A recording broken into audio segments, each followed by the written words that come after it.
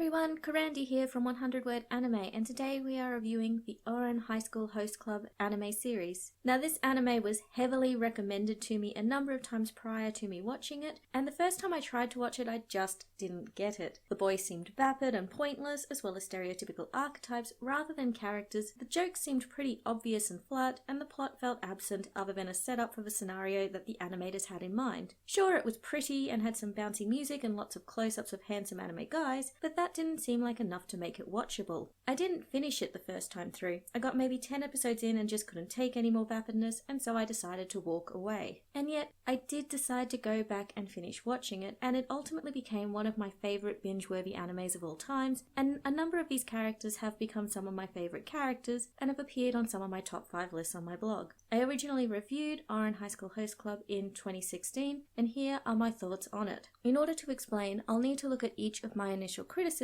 and how my thoughts changed on them as I watched more of the series and as I rewatched the series, because this is definitely a show that gets better the more you watch it. My first thought was the boys seemed vapid and pointless, and yes, they actually kind of are. It's a harem comedy, so of course they start out that way. How on earth are you going to introduce a harem comedy and address all 6 of the guys' backstories in the very first episode? This is a case where the characters aren't so much developing as they are slowly being fleshed out as you get to know them. Toward the second half of a series, most of the characters get an episode or two specifically aimed at rounding them out and at least explaining some of their more interesting character quirks. They aren't wrapped up in a neat little package, but by the end of the series they do at least feel like vaguely plausible human beings, and for the most part, you kind of learn to love them. More importantly for me, on a second watch, I actually started to really like Kyoya as a character. He's in the background a lot, but his words and actions carry weight, and it is interesting seeing how he interacts with the others. From starting to like one character, I began to see a bit more of the other characters. While Tamaki and Honey are never going to be my pick for favourite character, given their overly needy natures,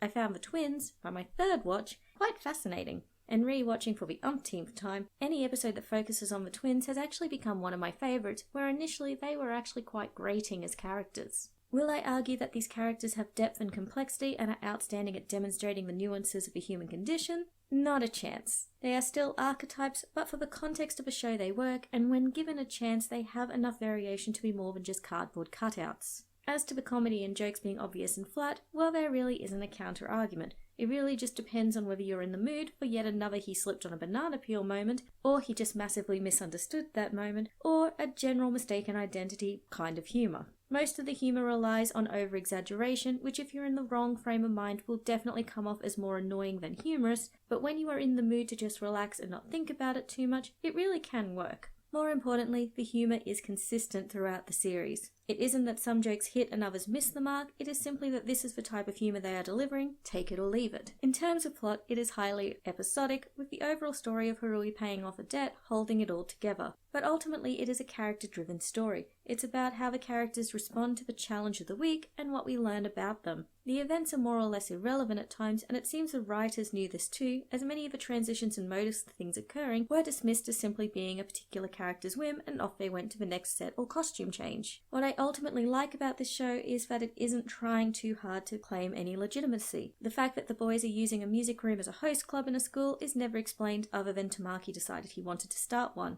There is no teacher presence anywhere, and only once or twice does studying come up, which given it was apparently part of Harui's motivation for going to the music room in the first place, seems a bit odd that they didn't use that as a source of tension later in the story. The characters are all, except Harui, super rich, and have connections, and any plot point that can't be explained sensibly gets dismissed as a perk of being rich and having connections. This allows for some fairly extravagant setups for otherwise fairly ordinary rom-com events. Possibly what sealed the deal for me with this anime is ultimately Harui herself. At first she comes off as an emotionally cut-off tomboyish girl with very few defining traits other than being intimidated by rich people, and she's smart. That quickly fades and we see how Harui deals with each of the events in the host club. Again, not a huge amount of development, but she certainly comes out of her shell as the series progresses, and learning who Harui is can be quite the fun adventure. The theme song is absolutely infectious though, so if you aren't in the mood for a pop song to go bopping around your head for the next week, you may want to hit skip on that.